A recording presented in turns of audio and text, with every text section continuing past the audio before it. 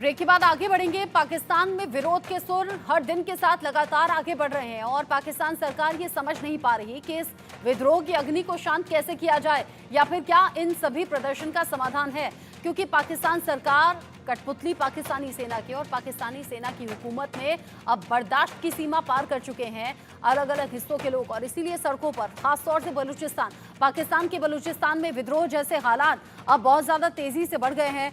बलूचिस्तानियों ने आजादी की मांग यहां पर तेज कर दी है, पाकिस्तान के खिलाफ सड़कों पर उतरे हैं लाखों की संख्या में बलूच। पाक सेना ने बलूच प्रदर्शनकारियों पर फायरिंग की है। जो खबर है, पाकिस्तानी सेना के अत्याचार से बलूच समुदाय परेशान नजर आ रहा है। शहबाज और आसिम मुनीर के खिलाफ बलूचों में नाराजगी बहुत ज्यादा है।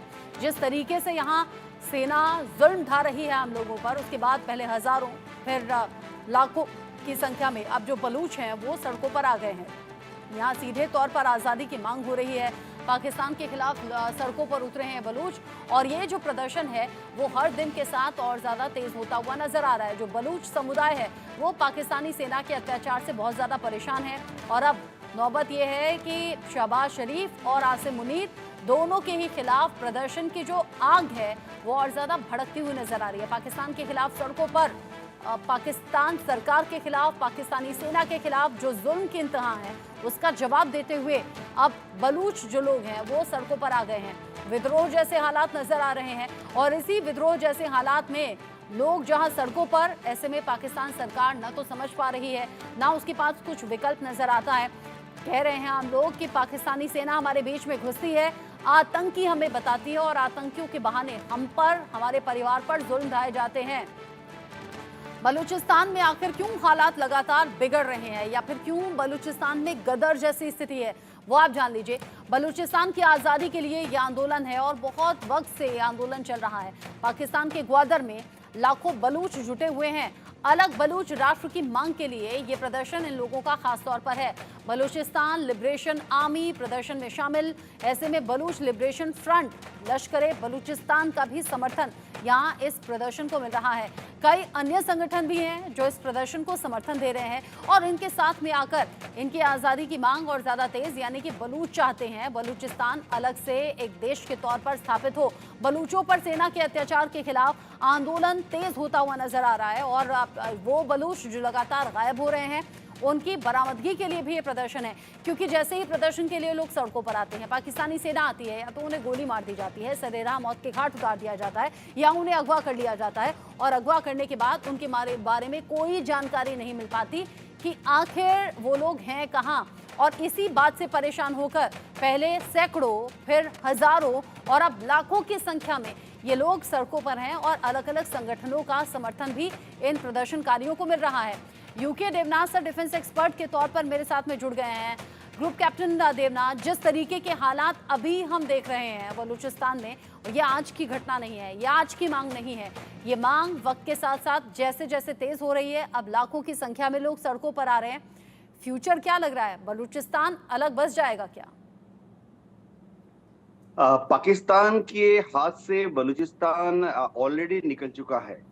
बलूचिस्तान में जो दमन चक्र चलाया था पाकिस्तान की एस्टेब्लिशमेंट ने, उस कुचक्र का परिणाम ये निकला है कि बलूचिस्तान के लोग आज अपने को एकदम अलग थलग मानते हैं, कटा हुआ मानते हैं। बलूचिस्तान में तो अब पाकिस्तान को अपना दुश्मन समझना शुरू कर दिया। अगर आप बलूचिस्तान में जाएं और बात करें वहाँ आम ग्रामीणों से, आम जो ट्राइबल लोग हैं, वो ऐसे कहते हैं, अच्छा वह देश पाकिस्तान, यानी वो सोचते हैं कि पाकिस्तान अलग देश है और बलूचिस्तान अलग देश है। हमारे यहाँ से कुछ भारत से कुछ टूरिस्ट गए थे बलूचिस्तान घूमने, क्योंकि उनका पैतृक घर बलूचिस्तान में था। मतलब वो आज से 100 साल पहले या 50 साल पहले उनके दादा भारत में आ गए थे। वो कहते हैं कि बड़े आश्चर्य की बात है कि अगर बलूचिस्तान के गांव में आप कोई जाता है पाकिस्तानी, तो बलूचिस्तान के गांव के लोग एक आम जो पंजाबी पाकिस्तानी है या सिंधी पाकिस्तानी है, ऐसे पूछते हैं, आप क्या पाकिस्तान से आए हो? यानी एक सिंधी पाकिस्तानी को या पंजाबी पाकिस्तानी को बलूचिस्तान का गांव वाला अगर पूछ रहा है कि आप क्या पाकिस्तान उनके मन में धारणा है कि पाकिस्तान अलग देश है और बलूचिस्तान अलग देश है। ये जो भावना है अब इतनी बढ़ रही है कि बलूच लिबरेशन आर्मी तो युद्ध कर ही रही है काफी समय से। वो तो पाकिस्तान के आर्मी पर, रेंजर्स पर और जो फ्रंटियर कॉन्स्टेबलरी है उस पर तो हमला करती ही है। जो आम आदमी है, जो कि आतंकवादी नहीं है, एक आम गांव का आदमी है, ट्राइबल जो खेती कर रहा है, मजदूरी कर रहा है, वो भी अपने को एकदम पाकिस्तान से अलग थलग कटा हुआ मान रहा है और अलग हो जाना चाहता है। जी। जिस तरीके से यहाँ प्रदर्शन की आग भड़क रही है, ये चिंगारी अब ऐसा लग रहा है कि बड़े धमाके की तरफ आगे जा रही है। मेरे साथ में मेजर रिटायर्ड मोहम्मद अली शाह भी जुड़ गए हैं। मेजर शाह, जिस तरीके से हालात यहाँ बलूचिस्तान में नजर आ रहे हैं, बलूच जो कि पहले सैकड़ों, फिर हजारों और अब लाखों की संख्या में है। सबसे बड़ी बात यह कि अलग अलग संगठन जो कि आज़ादी के समर्थन में है, आज़ादी की मांग में सपोर्ट बलूच लोगों का कर रहे हैं, वो लोग भी अब इनके समर्थन में आ गए हैं। ये संख्या लगातार बढ़ रही है। साथ ही साथ लोगों की सबसे बड़ी परेशानी ये भी है कि इन्हीं प्रदर्शनकारियों में से जब मन चाहे किसी को उठा लिया जाता है, जब मन चाहे किसी को गोली मार दी जाती है, जब मन चाहे बीच सरेराह न जाने क्या क्या जुल्म उन पर ढाए जाते हैं। ये भी विद्रोह की अग्नि में ऐसा लग रहा है कि घी का काम कर रहा है, या ये कहिए कि बारूद का काम कर रहा है। बिल्कुल रचना जी, इसमें तो कोई शक की बात नहीं है। और जैसे कि ग्रुप कैप्टन यूके देवनाथ साहब ने बिल्कुल सही बताया कि बलूचियों और पाकिस्तान अपने आप को आइडेंटिफाई नहीं कर पाते थे, आपको रिलेट नहीं कर पाते। और पाकिस्तान के अंदर ही खुद इतने डाइवर्स पॉलिटिक्स है, लीव अलोन कि उनके तबीले, ट्राइबल्स के बीच में जो डिफरेंसेस हैं, अंदर जो है लीडरशिप में ही इतने सारे डिफरेंसेस हैं, अंदर ही इतने अंडरकरेंट्स हैं, इतने पॉलिटिक्स हैं कि पूरी प्रॉब्लम वहां से स्टेम होती है। अब आप देखिए कि सिंध प्रोविंस में सिविल वॉर तकरीबन हो रहे हैं और ये कहते हैं कि नहीं नहीं सब बढ़िया है, सब मस्त है, यहाँ पे सब टन है। आईजी साहब, पुलिस के सर्विंग आईजी साहब को मिलिट्री उठा के ले आती है रातों रात होटल में से। यहाँ पे पत्थरबाजियां होती हैं, यहाँ पे गिलगिट बाल्टिस्तान के लोग अलग हैं, यहाँ के पीओके के लोग अलग हैं, इनको यहाँ पे प्रोटेस्ट होती हैं। लेकिन और जो मेन जो कॉन्सेंट्रेशन है वो केवल पाकिस्तान के, या तो इस्लामाबाद या तो रावलपिंडी में होएगा मेन कॉन्सेंट्रेट। बाकी लोग जो नाखुश हैं, और इसका जिम्मेदार मैं ठहराता हूँ उनकी लीडरान को। उनकी लीडरान को कोई मतलब नहीं है अपनी जनता से, कोई मतलब नहीं है अपने देश से, कोई मतलब नहीं है अपने मुल्क से।